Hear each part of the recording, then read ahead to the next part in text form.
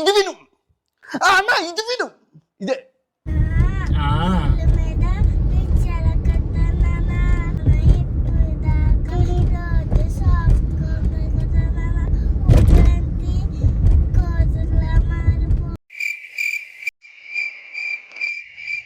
Hi guys, విన్నారుగా road పైన వెళ్తున్నప్పుడు మనకి అంటే చిన్నప్పుడు చాలా క్వశ్చన్స్ అయితే వచ్చేసి ఉంటాయి మనకి కదా.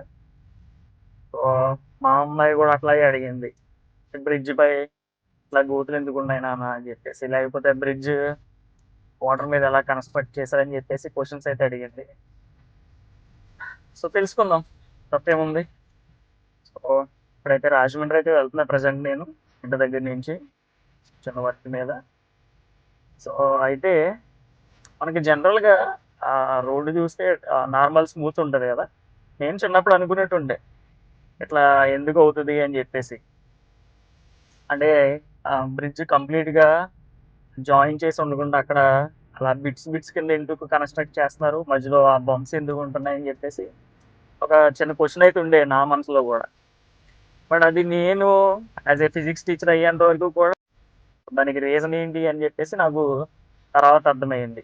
సో దానికి బేసిక్గా రీజన్ ఏంటి అంటే మనకి జనరల్గా రాష్ట్రాలు వస్తుంటాయి కదా, ఎర్త్క్వేక్, సునామీ అండ్ లైట్నింగ్ అంటే పిడుగుపడడం, ఇలాంటి వాటిని న్యాచురల్ డిజాస్టర్స్ అని పిలుస్తాం, మనకి వరదలు రావడం ఇలా.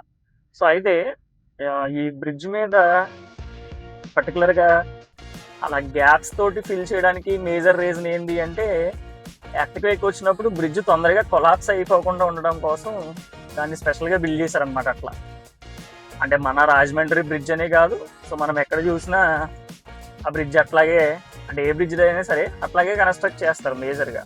దానికి రీజన్ ఏంటి అంటే, ఎర్త్క్వేక్ వచ్చినప్పుడు తొందరగా దాని అంతటా అది కొలాప్స్ అయిపోకుండా ఉండడానికి. సార్ అదేంటి ఎర్త్క్వేక్కి దీనికి రిలేషన్ ఏంటి, ఆ బంప్స్కి రిలేషన్ ఏంటి అంటే, ద మేజర్ కీ పాయింట్ ఏంటి అంటే ఇక్కడ మనం తెలుసుకోవాల్సింది ఫ్రీక్వెన్సీ అనే ఒక కాన్సెప్ట్ తెలుసుకోవాలి మనం. దాని తెలుగులో ఏమంటాం, పౌన పుణ్యం అంటాం అనమాట. అసలు ఫ్రీక్వెన్సీ అంటే ఏంటి? ఫ్రీక్వెన్సీ అంటే ఏంటి?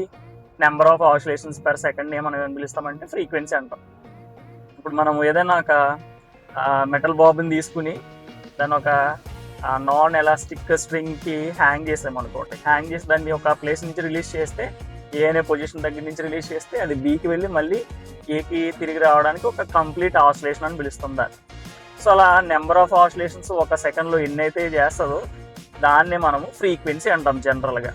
అక్కడ మెటల్ బాబు ఉండదు కదంటే, నేను జనరల్ ఎగ్జాంపుల్ చెప్తున్నాను అనమాట. సింపుల్గా టు అండ్ ఫ్రో మోషన్ అనమాట. అంటే ముందుకి వెనక్కి ఏదైతే ఊగుతూ జరిగే మోషన్ ఉంటుందో దాన్ని కూడా మనం ఆసిలేటరీ మోషన్ అని కూడా పిలుస్తాం. అయితే ఇక్కడ ఫ్రీక్వెన్సీ ఏదైతే ఉందో, దేని ఫ్రీక్వెన్సీ, ఇప్పుడు మనకి జనరల్గా ఎర్త్క్వేక్ వచ్చినప్పుడు దాన్ని మనం ఎలా మెజర్ చేస్తాము, ఇంటెన్సిటీ ఆఫ్ ఎర్త్క్వేక్ని మనము రెక్టార్ స్కేల్పై మెజర్ చేస్తాం. అంటే ఇంటెన్సిటీ అంటే తీవ్రత, ఎర్త్క్వేక్ దాని యొక్క తీవ్రత ఎంత అని. సో మేజర్గా మనకి ఒక 5.5 అట్లా రెక్టార్ స్కేల్ మీద కనుక ఇంటెన్సిటీ నోట్ అయింది అనుకోండి, అది పెద్ద నోటీసబుల్ కాదు. జనరల్గా ఒక లిటిల్ అమౌంట్ ఆఫ్ ఎర్త్క్వేక్ కింద మనం కన్సిడర్ చేస్తాం. అట్లా కాకుండా అది ఎప్పుడైతే రెక్టార్ స్కేల్ మీద ఇంటెన్సిటీ మనకి 6 అట్లా రీచ్ అవుతుందో, సో మనం జనరల్గా వాటిని మేజర్ ఎర్త్క్వేక్ కింద క్యాలిక్యులేట్ చేస్తాం అనమాట. అయితే ఇక్కడ క్వశ్చన్ ఏంటి అంటే, సార్ ఫ్రీక్వెన్సీ అన్నారు కదా, దానికి దీనికి రిలేషన్ ఏంటి అంటే, ఎర్త్లో ఉండే ప్లేట్స్ ఉంటాయి అనమాట, డిఫరెంట్ కైండ్స్ ఆఫ్ ప్లేట్స్ ఉంటాయి. ఇవి మూవ్ అవుతుంటాయి జనరల్గా. ఈ ప్లేట్స్ మూవ్ అవుతున్నప్పుడు ఏమవుతుందంటే, ఒకదాని మీదకి ఒకటి స్లైడ్ అవుతాయి అనమాట. సో ఇలా ఒకదాని మీద ఒకదానికి స్లైడ్ అయినప్పుడు ఏమవుతుందంటే ఇంబ్యాలెన్స్ క్రియేట్ అయ్యి అక్కడ జనరల్గా ఎర్త్క్వేక్స్ అనేవి రావడం జరుగుతుంది అనమాట. So that is the possibility of creating or generating earthquakes. So మనకి మన సైడ్ బాగా తక్కువే ఉంటాయి ఎర్త్క్వేక్స్. సో అయితే ఇప్పుడు ఈ ఎర్త్క్వేక్ వచ్చినప్పుడు ఆసిలేట్ అవుతుంది కదా, ఎర్త్ కూడా ఏమవుతుంది మనకి ఎట్లయితే ఉయ్యాలు ఊపినట్టు అనిపిస్తుంటది కదా. సో అది కూడా టు అండ్ ఫ్రో మోషన్. అంటే దానికి కూడా ఏముందని చెప్తాం మనము, ఫ్రీక్వెన్సీ ఉందని చెప్తాం అనమాట. అంటే ఇప్పుడు ఎప్పుడైతే ఎర్త్క్వేక్ వచ్చినప్పుడు ఆ ఎర్త్క్వేక్ యొక్క ఫ్రీక్వెన్సీ అండ్ దాంతో పాటుగా థింగ్స్ ఏవైతే కనెక్టెడ్ టు ది ఎర్త్, అంటే లైక్ ఇప్పుడు మనం ఆ బ్రిడ్జ్ గురించి మాట్లాడతాం కాబట్టి, సో ఆ బ్రిడ్జ్ కూడా కనెక్ట్ అయి ఉంటుంది కదా జనరల్గా. సో ఇన్ కేసు ఆ బ్రిడ్జ్ కూడా అటు ఇటు ఊగుతున్నప్పుడు, అంటే టు అండ్ ఫ్రో మోషన్ చేస్తున్నప్పుడు, అంటే దాని ఫ్రీక్వెన్సీ ఎర్త్క్వేక్ ఫ్రీక్వెన్సీ మ్యాచ్ అయ్యాయి అనుకోండి, ఇక్కడ కండిషన్ ఏంటి అంటే మ్యాచ్ అవ్వకూడదు. ఇన్ కేస్ ఆఫ్ ఆ ఫ్రీక్వెన్సీస్ 2 మ్యాచ్ అయ్యాయనుకోండి ఫ్రీక్వెన్సీస్. అంటే ఆ 2 పౌనఃపున్యాలు మ్యాచ్ అయితే ఏమవుతుందంటే బ్రిడ్జ్ వెంటనే కొలాప్స్ అయిపోతుందన్నమాట. వితిన్ ఫ్రాక్షన్ ఆఫ్ సెకండ్‌లో ఒకేసారి ఢామ్ అని పడిపోతది మొత్తం కొలాప్స్ అయినట్టు. లైక్ 'ఫైనల్ డెస్టినేషన్' మూవీ చూసుంటారు కొంతమంది. 'ఫైనల్ డెస్టినేషన్ 5' అనుకుంటా సీరీస్. సో, దాంట్లో చూస్తే మనకి ఏమవుతుంది అంటే బ్రిడ్జ్ పడిపోతది కదా! సేమ్ అట్లాగే బ్రిడ్జ్ ఆన్ ది స్పాట్ పడిపోతది. 2 ఫ్రీక్వెన్సీలు గనక మ్యాచ్ అయితాయి.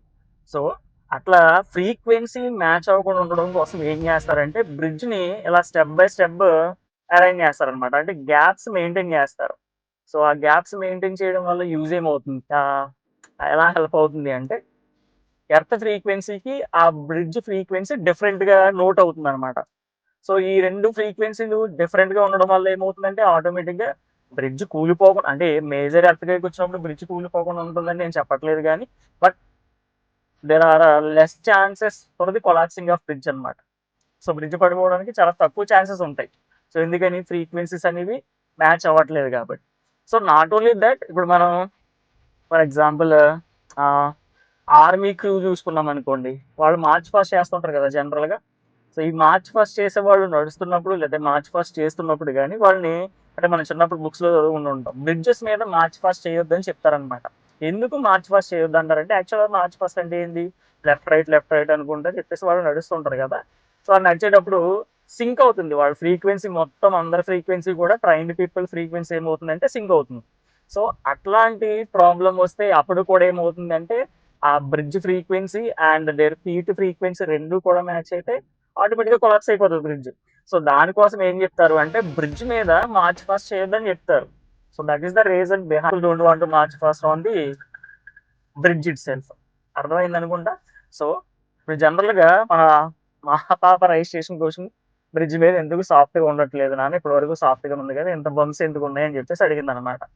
సో, దీనికి మెయిన్ రీజన్ ఇదనమాట. సో, అక్కడొచ్చిన earthquake frequency and bridge frequency match అవ్వకుండా ఉండడం కోసం మాత్రమే ఆ బ్రిడ్జ్ గ్యాప్స్ కింద కన్‌స్ట్రక్ట్ చేస్తారు. మేజర్‌గా బంప్స్ మధ్యలో మీరు జాగ్రత్తగా అబ్జర్వ్ చేస్తే మెటల్ ప్లేట్స్ హ్యాక్సా బ్లేడ్‌లా ఉంటాయి.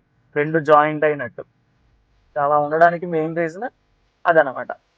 సో, అది గైస్ దాని వెనకాల ఉన్న physics. Everything is physics. And ఫిజిక్స్‌ని యూజ్ చేసి మనము ప్రతిదాన్ని గూడా యుటిలైజ్ చేస్తున్నాం. అసలు ఫిజిక్స్ అంటేనే మన చుట్టూ ఉన్న వాటి గురించి నేర్చుకోవడం, తెలుసుకోవడం గదా! సో, డిఫరెంట్‌గా అనిపించొచ్చు మీకు. ఇలా వీల్స్ మీద మనము సైన్స్ సబ్జెక్ట్ గూడా నేర్చుకోవచ్చు అనే విషయం. సో, ఇలాంటి మరిన్ని ఇంట్రెస్ట్ వీడియోస్ మీ ముందుకు తీసుకురావాలంటే please do like, share and subscribe to mister Chinna rights. Thank you.